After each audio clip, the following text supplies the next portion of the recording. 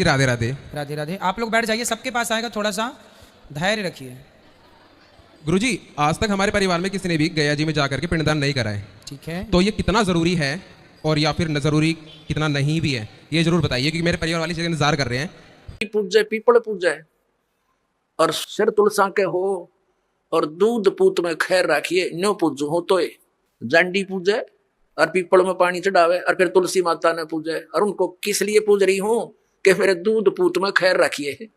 बता, अकल देखो हमारी। ये हमारे धर्म गुरुओं की गाइडलाइन थी। हमारे कोई ये शास्त्र विदिता गमन मान्य साधना करवा के सारे भूत बनवा दिए। फिर क्या बताते हैं परमात्मा। नमस्कार दोस्तों, स्वागत है आप सभी का फिर से हमारी नई वीडियो में। दोस्तों, हम लाए हैं आध्यात्मिक ज्ञान चर्चा दो संतों के बीच में। एक तरफ अनिरुद्ध आचार्य जी महाराज है, दूसरी तरफ संत रामपाल जी महाराज। दोस्तों, आज का टॉपिक बहुत ही महत्वपूर्ण होने वाला है, वीडियो में अंत तक जरूर बने रहिएगा, क्योंकि अनिरुद्ध आचार्य जी महाराज जी के भरी सभा में एक शिष्य ने पूछा है कि महाराज जी, पितृ पूजा करना, पिंडदान करना सही है या गलत। इस तरह के कई सवाल उन्होंने खड़ा कर दिए हैं।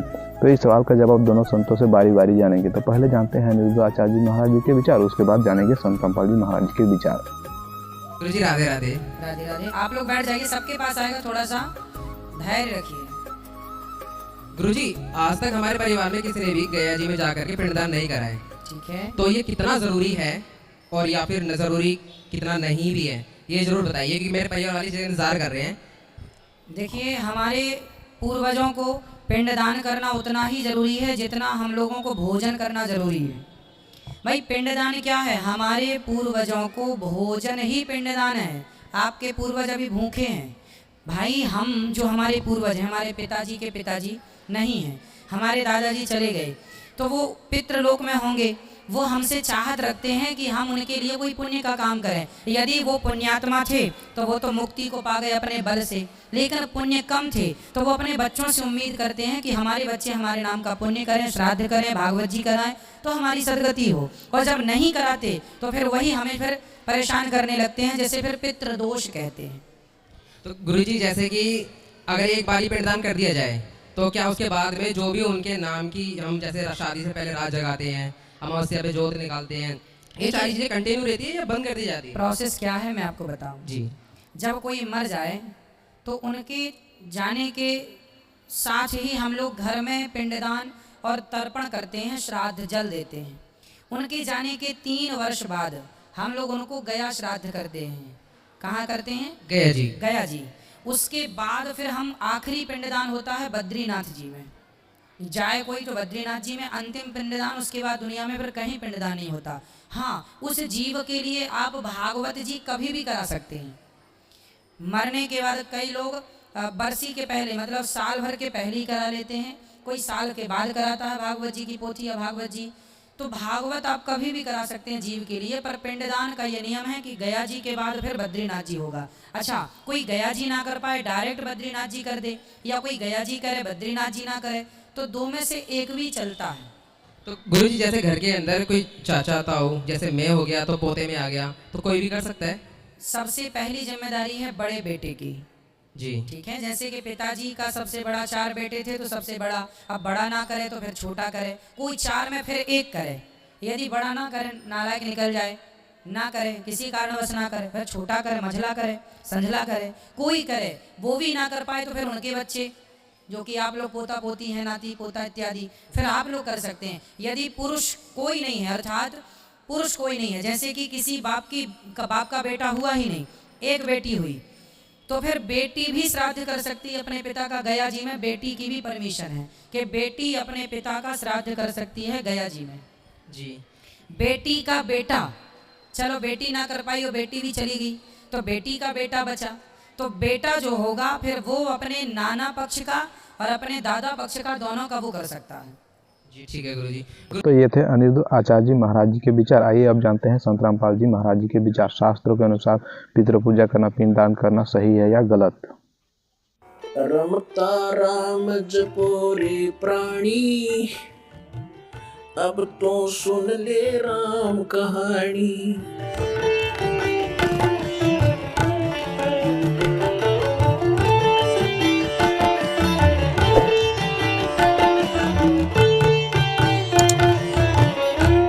परमात्मा क्या याद दिलाते हैं कि जाटी पूजे पीपल पूजे और सिर तुलसा के हो और दूध पूत में खैर राखिए न्यो पूजू हो तो जांडी पूजे और पीपल में पानी चढ़ावे और फिर तुलसी माता ने पूजे और उनको किस लिए पूज रही हूं कि मेरे दूध पूत में खैर राखिए।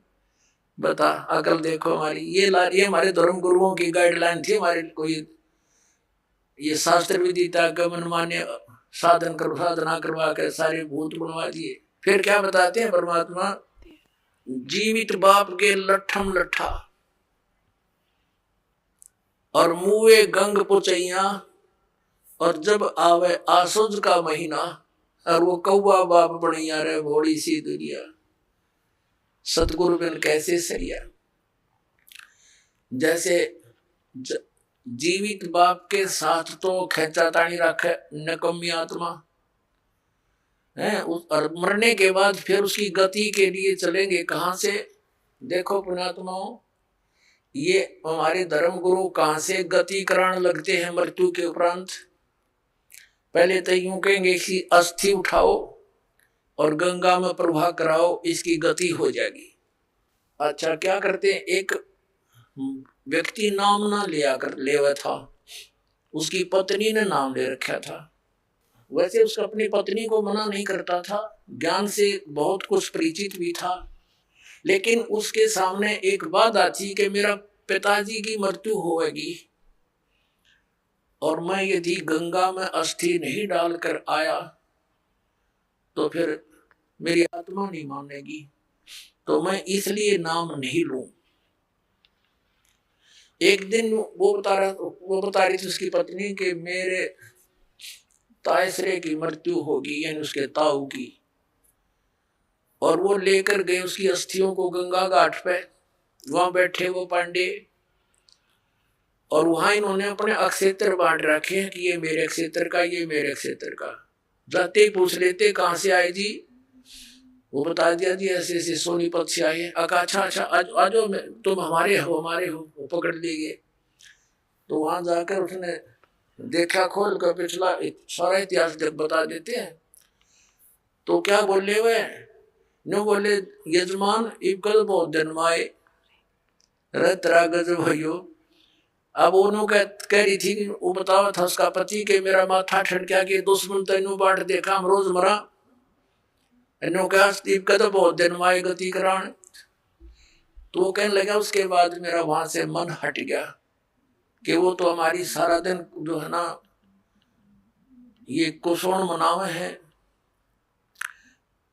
अपने आत्माओं गति करवा दी, किस गति करवा दी कि गंगा में अस्थि डलवा दी, होगी गति। फिर कह 13वीं करो। 13वीं किस लिए कि गति कराने खातिर।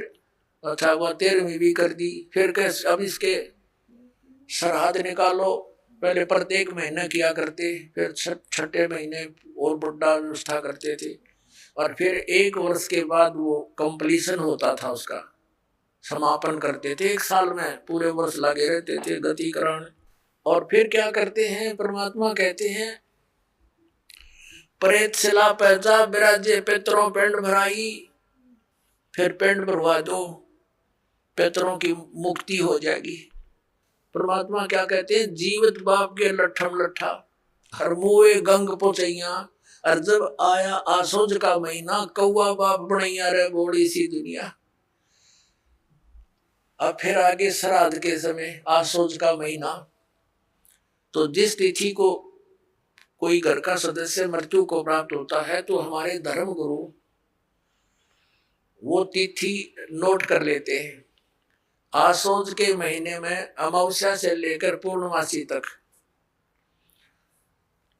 उस किसी भी तिथि को मृत्यु होती है तो उस दिन विशेष कार्यक्रम करते हैं, श्राद्ध निकालते हैं। और सबसे पहले क्या करते हैं, वो बनाकर भोजन ऊपर रखते हैं छत पे, और उसी समय कौवे आकर खा जाते हैं। तो वो क्या कहते हैं हमारे धर्मगुरु, देखो भोग लगे तेरे पिताजी, हो सकता कौआ बन रहे हो। अरे भले आदमियों, गति करान लागे थे, कौआ बना के छोड़ दिया। ये है इनके साधन। अब परमात्मा कहते हैं प्रेत सला पैजा विराजे पेत्रो पेंड भराई और बहुत सरहद खान कुआए काग बने कलमाई।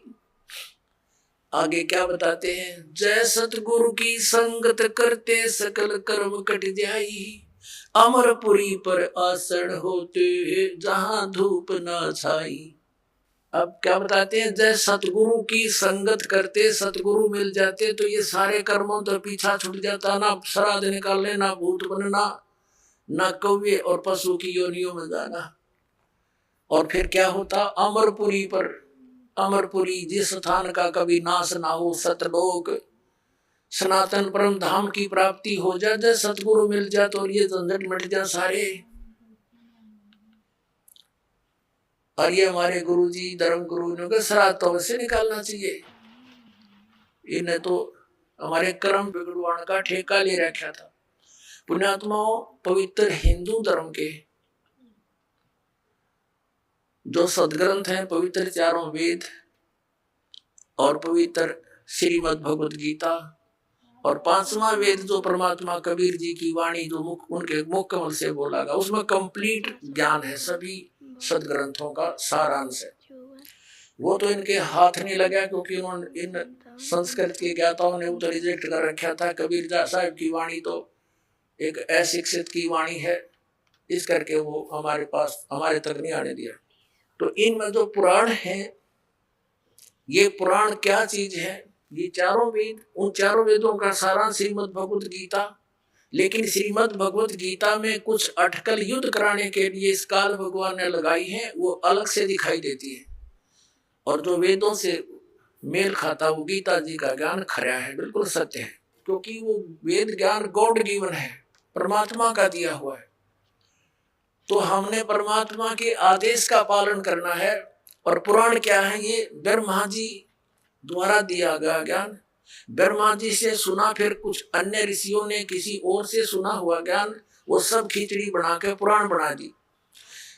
अब वेदों में इन श्राद्ध आदि कर्म कांड का निषेध है और गीता जी में निषेध 9वें अध्याय के 25वें श्लोक में स्पष्ट किया है, भूत पूजने वाले भूत बनेंगे। ये देखिएगा, श्रीमद् भगवत गीता, गीता प्रेस गोरखपुर से प्रकाशित है, जयदयाल गोविंद का इसके अनुवादक है। अध्याय नंबर 9 का ये है, अध्याय नंबर 9 श्रीमद् भगवत गीता, श्लोक नंबर 25। देवताओं को पूजने वाले देवताओं को प्राप्त होंगे, पितरों को पूजने वाले पितरों को प्राप्त होते हैं और भूतों को पूजने वाले भूतों को प्राप्त होते हैं और मेरा पूजन करने वाले मुझको ही प्राप्त होते हैं। अब ये श्राद्ध कितना आगे फिर अब आपको दिखाते हैं झलक पुराणों में क्या लिखा है। एक मार्कंडेय पुराण है, एक रुचि नाम के ब्राह्मण थे, ऋषि, और उसने वेदों को समझा पढ़ा। ये ज्ञानी आत्मा थे कि मनुष्य जीवन केवल मोक्ष प्राप्ति के लिए प्राप्त होता है, इसलिए उसने ना तो विवाह कराया, ब्रह्मचारी पद पर रहते हुए 40 वर्ष की उम्र हो गई थी और अपना जंगल में वन में रहता था, कोई मकान झोंपड़ी भी नहीं डाल रखी थी। ये सोच करके मोक्ष प्राप्ति करानी है, क्या संग्रह करना है, 2 दिन का जीवन है। अब वो वेदों अनुसार साधना कर रहा था, रुचि ऋषि, और उसके जो पिताजी, दादाजी, परदादाजी, चौथा दादाजी वो मर चुके थे, वह भूत बन रहे थे और वह भी ऋषि थे, ब्राह्मण थे, उनने भी ये कर्म कांड करे और करवाए थे, तो भूता बनेंगे वह। तो वो चारों दिखाई दिए और कहा, बेटा तूने विवाह क्यों नहीं करवाया, विवाह करवा के तुम हमारा श्राद्ध करता है और हमारी गति हो जाती। अब रुचि कहने लगा कि पितामहो, वेद में तो ये मना कर रखा है, ये श्राद्ध श्रुद्ध निकालना, ये कर्म कांड करना, ये तो मूर्खों का मार्ग है। और वो पितर भी कहते हैं, बेटा है तो ऐसा ही, इसमें कोई संदेह नहीं, मिथ्या नहीं है, सच्चाई है, लेकिन हमारा क्या होगा, एक तो बाढ़ में जाओ, थारा क्या होगा, आप मरे, अरे पुत्र और मरवाने के लिए तैयार करे। या देखो मार्कंडेय पुराण ये गीता प्रेस गोरखपुर से प्रकाशित है। गीता प्रेस गोरखपुर से प्रकाशित है। ये गीता प्रेस गोरखपुर से प्रकाशित है। ये 242 पृष्ठ पे संक्षिप्त मार्कंडेय पुराण रोचे मुनि की उत्पत्ति कथा।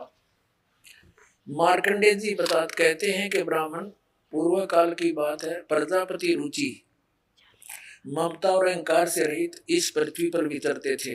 उन्हें किसी से भय नहीं था, वे बहुत कम सोते थे। उन्होंने न तो अग्नि की स्थापना की थी, न अपने लिए घर ही बना रखा था। वे एक बार भोजन करते और बिना आश्रम के ही रहते थे।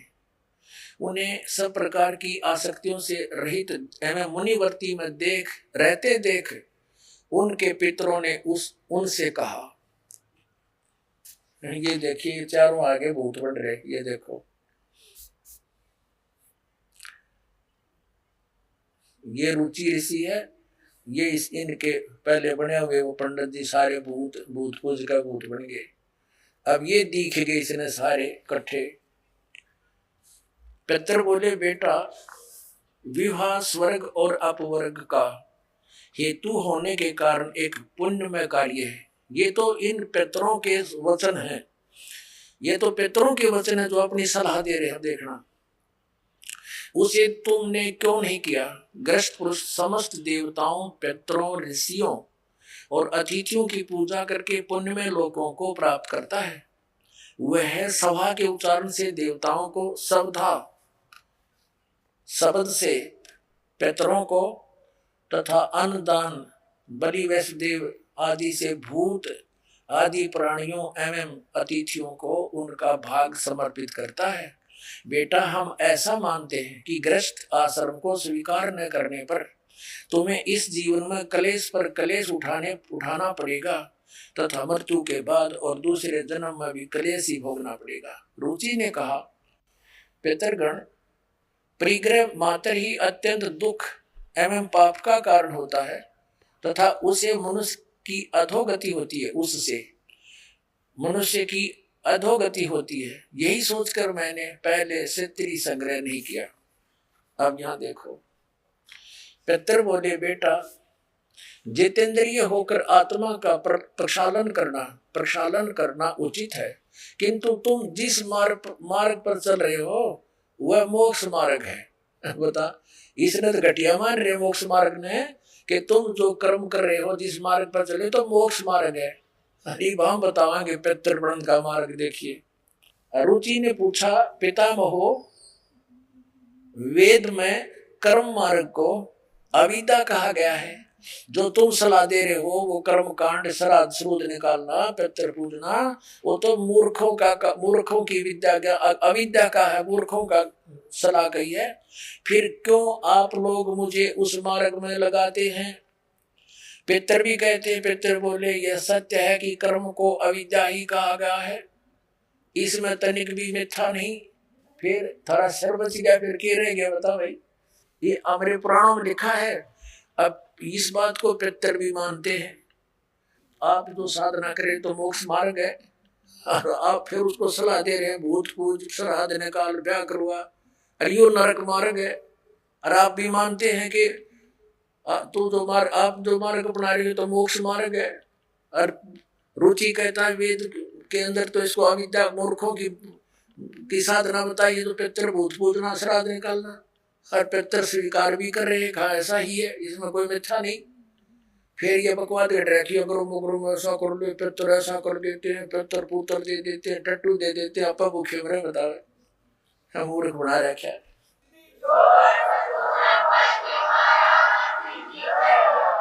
तो दोस्तों, ये थे दोनों संतों के विचार। आप आपको निर्णय लेना है कि कौन सा संत शास्त्र के अनुकूल बता रहे हैं, कौन सा शास्त्र के विरुद्ध बता रहे हैं।